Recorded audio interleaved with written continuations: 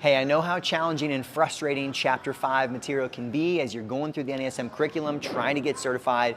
So I wanted to do something a little bit special in this video, and what you're going to find over the next 20 plus minutes is actually an inside peek in some material taken from our online classroom where we teach and break down the most important concepts inside of Chapter 5. I know that with the right explanation and with the right context, this stuff can be a lot easier to learn. So I wanted to help you guys out because I know this hangs a lot of people up and I don't want that to be you. I hope you guys enjoy this video and I'll see you on the other side. And here we are, guys, Chapter 5. Honestly, my favorite stuff. We're diving deep, we're getting nerdy, talking about the muscular system, the nervous system, the skeletal system. And the big theme in this is also going to be understanding how all of these three work together. And I do believe this is one of the things that makes NASM as a certification throughout the world somewhat unique in the fact that they focus a lot more on understanding the relationship between these separate systems. That when it comes to working with clients in the gym, we're gonna make physical change. We are going to work muscles, but it is more than just the muscular system. And if we want to have a great understanding of movement specifically, working with injuries, even working with higher levels of performance, then understanding how the neurological system, the skeletal system, and the muscular system work together is going to take you to the next level as a coach. As we start to dive further into the science, just know, again, this is stuff that individuals like myself and others spent semesters and semesters on in college, and you're going to be getting a lot of information throughout the rest of this chapter and into the next couple of chapters as well. So just stay patient. With time and repetition, you will learn and understand all the information. And one of the reasons that we do hold you guys, our Axiom students, to a higher expectation is because your ability to not just understand the system and what's going on in the body, but even your ability to communicate it can be extremely valuable.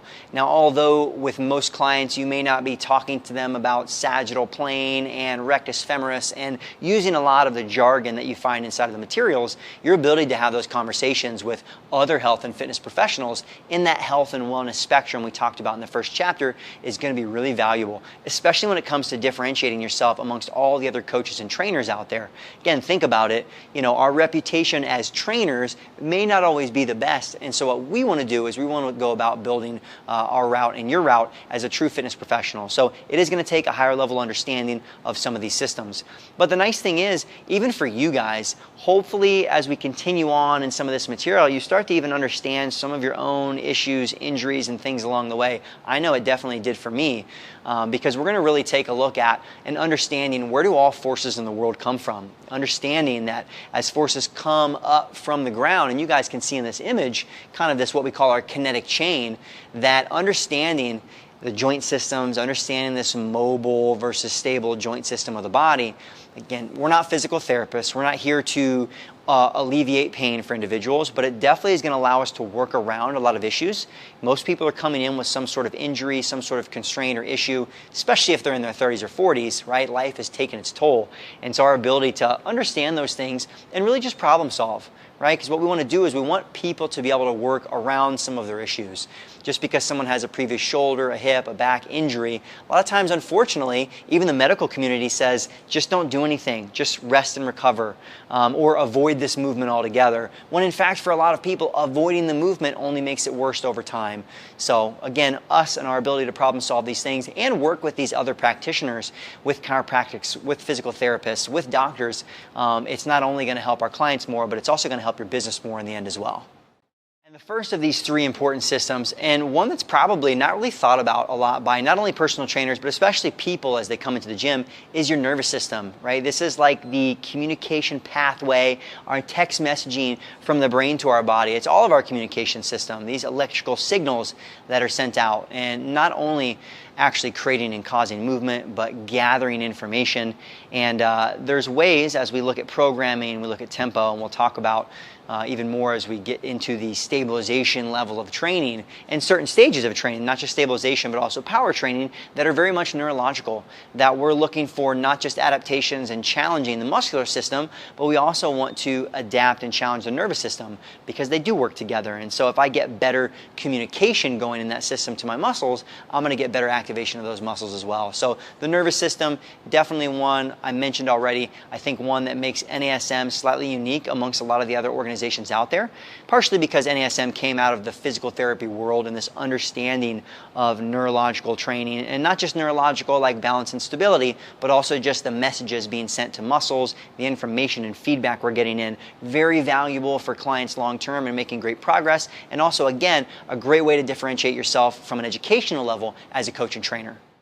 So our nervous system is a specialized network of nerves that translate information throughout the body. And I mentioned it already, this is not only translating information from our brain to our muscles to tell them to contract, but also to gather information. And our body is always gaining so much information, not just from our environment, even right now. Think about the senses, what you guys are seeing, what you're hearing from the video, but even as we move around throughout the world, what we're feeling, and then even all the internal mechanisms that are gathering information. So really this nervous system, it is the controller of all things inside of the body, and it's how we translate information, decipher what's happening in the world around us.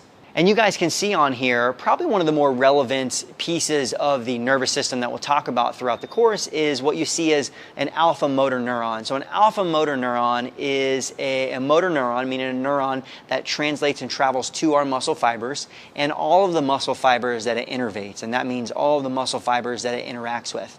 So as we dive into understanding how the nervous system works, this is where we're going to get that contraction in those muscles. You know, again, whether it's reflexive contraction or it's somatic nervous system, our brain telling our bodies to contract, that nervous system is going to be really important when it comes to understanding the exercises that we're going to have clients accomplishing.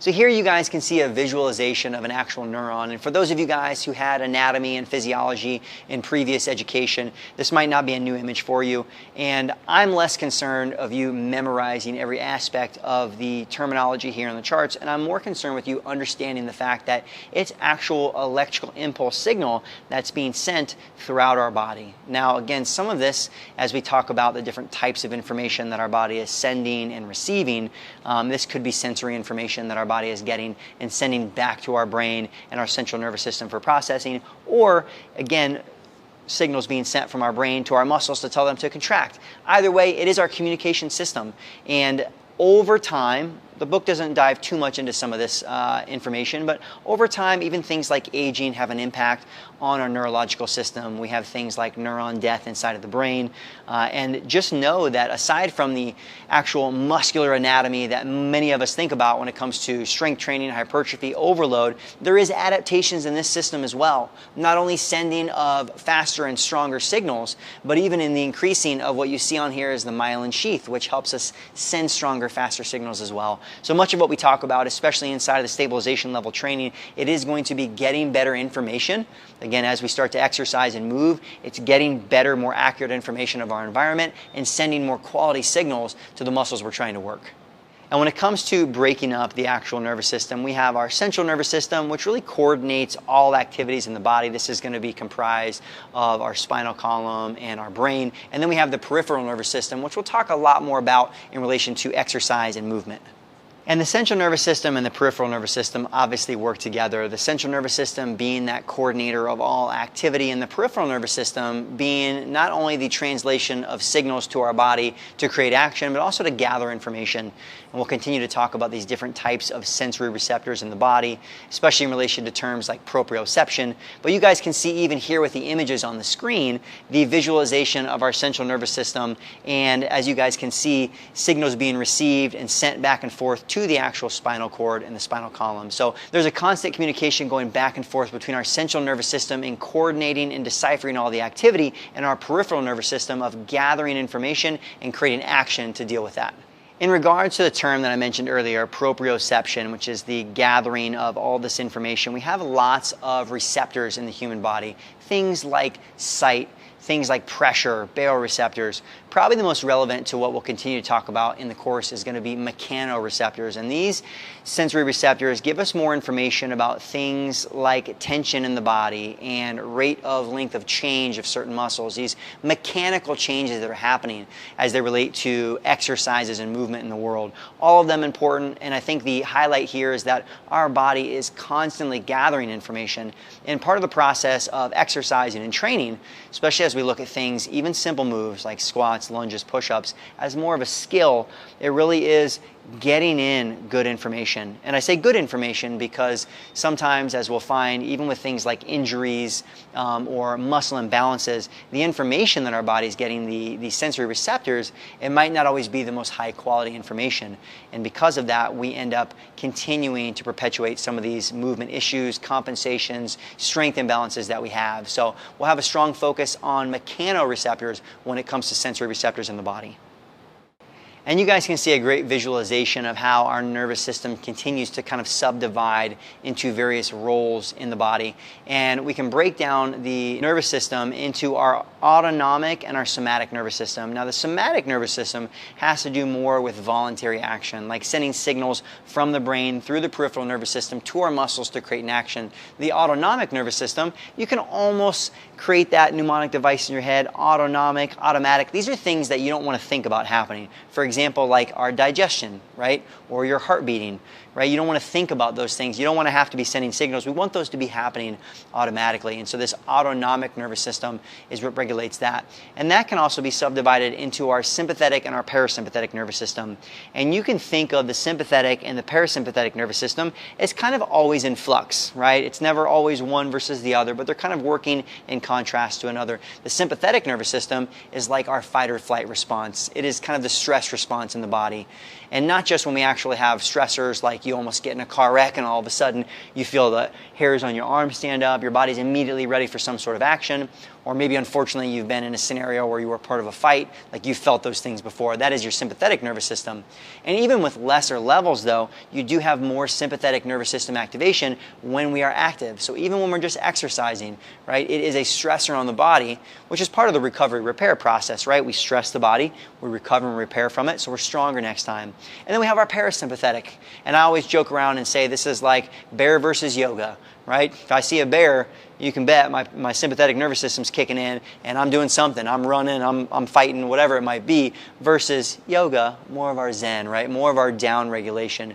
So when our parasympathetic nervous system is dominating, we're at more of a lower energy state. Maybe even for you guys right now, as you're hanging out, watching this video wherever you are, chances are you might be sitting. Maybe you're on a treadmill or something watching this. That's great. I love that. But if you are at a more relaxed state, your sympathetic nervous system is dominating more. Heart rate is brought back down. So these systems are constantly working in contrast to regulate some of the automatic processes in the body, which again, probably not the most important for your NASM exam, but I totally nerd out on the fact that your body can change these things so quickly. Even things like blood flow, to be able to redistribute 80% or more of your blood flow in a matter of seconds based upon the sympathetic or parasympathetic nervous system is amazing, but it's what allows our body to survive and deal with the challenges of daily life.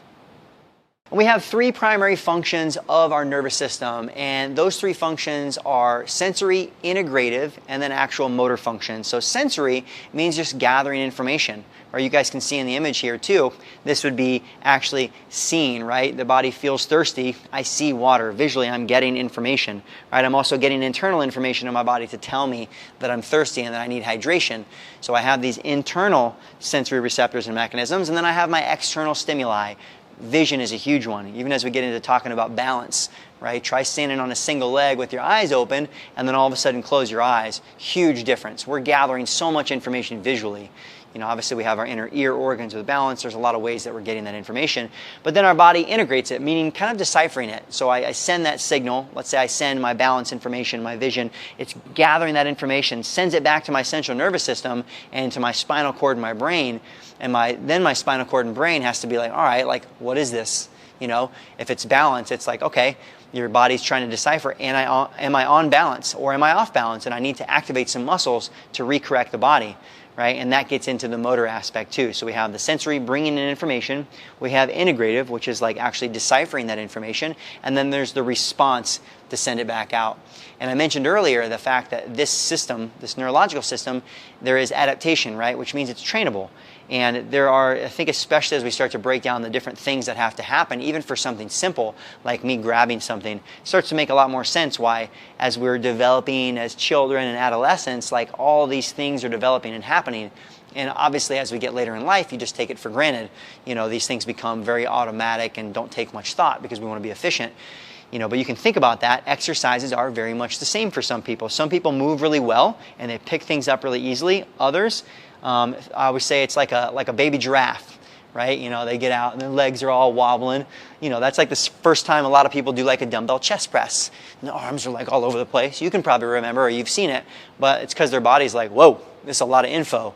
I got all this like 360 degrees of motion that I'm deciphering, and then I'm trying to figure out what it means, and then I'm trying to figure out how do I correct to move better. So practice over time, slower tempos, all the stuff that we do in stabilization, but I think the visualization of this stuff here, these three primary functions of the sensory system, it starts to make more sense why slowing things down while focusing on lighter weights is going to only serve clients better off in the beginning.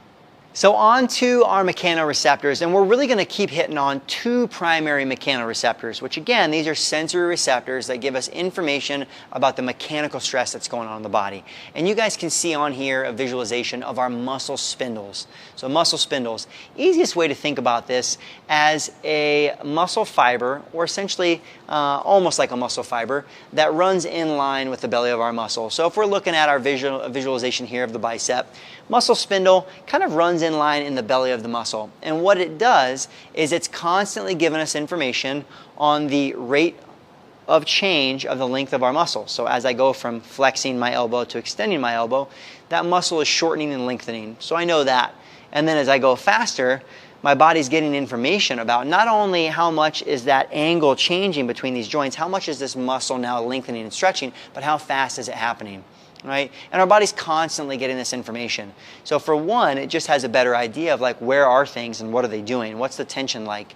And you can also think about it even from a protective standpoint. So when we have activation, especially greater levels of activation of our muscle spindle, the automatic reflexive reaction, and what that means is that it's not something I think about. It means that, let's say, this is a wild scenario, but you never know. If any of you guys have ever gone water skiing. I'm from the Midwest, grew up with lakes, wakeboarding, water skiing.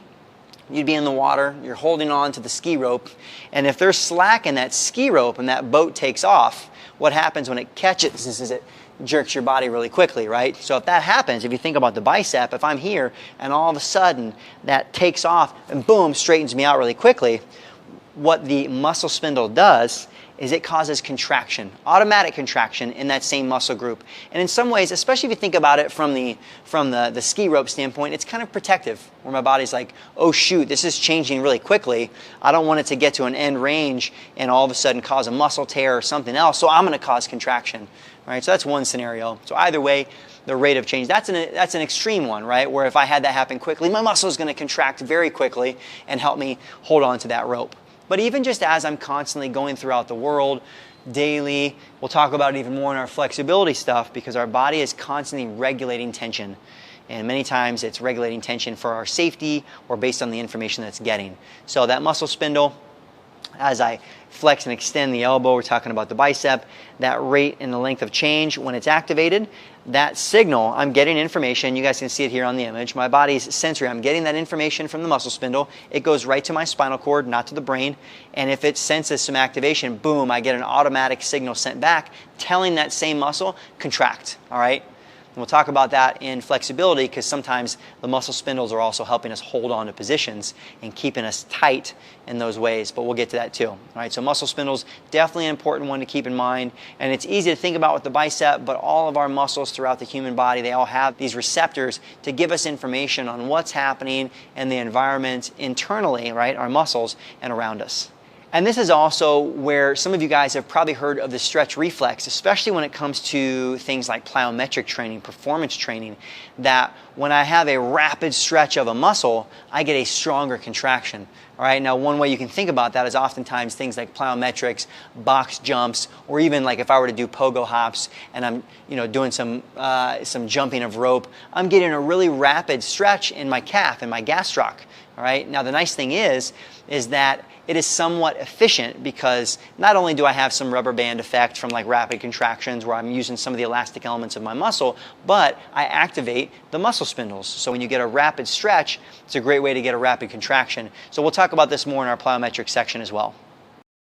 And the other major mechanoreceptor that we want to focus on is our Golgi tendon organ. And now the easy way, because they're easy to confuse, the easiest way to remember muscle spindle versus Golgi tendon organ, where is the GTO? Well, it's in the actual tendon, right? So if our muscle spindle is in the belly of the muscle, in that bicep, then the GTO is going to be more in the actual tendon. And rather than sensing rate of change in the length of the muscle like the muscle spindle does, it just senses tension and how much the tension changes. Again, you can think of it almost as a protective mechanism. This is my other wild example. Well, hopefully you'll remember when it comes to sitting for the exam. Let's say you come across somebody and they're stuck under a car. All right, crazy scenario, but at least we're thinking about the biceps again.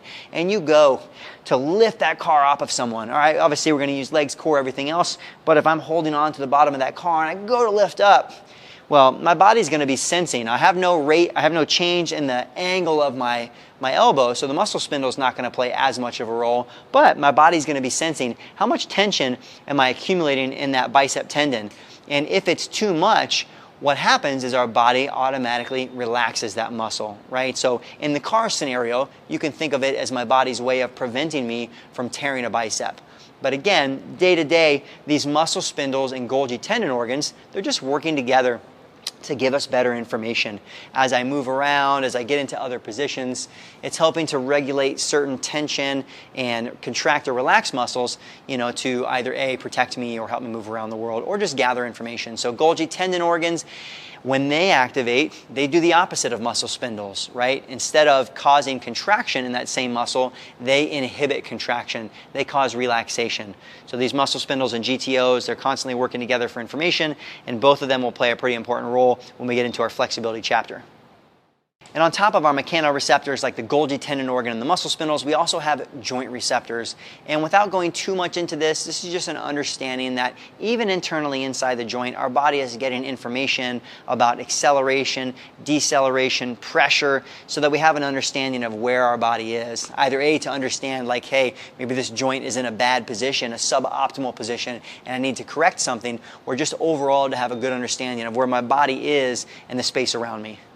The nervous system is not only an important aspect for us when it comes to thinking about new clients coming in to train with us, but also just understanding the human body as it evolves over time. Definitely early on from childhood and through adolescence into adulthood, we not only have a lot of physical growth happening inside the body, but we have a lot of neurological adaptations that are going to occur. And as we break some of those down, the two major changes, developments, or alterations in our neurons and our circuitry really come into neuroplasticity and then creating more neural connections. So neuroplasticity, this comes into play especially when we get into topics like talking about, creation of new neurons, neuroplasticity in the brain.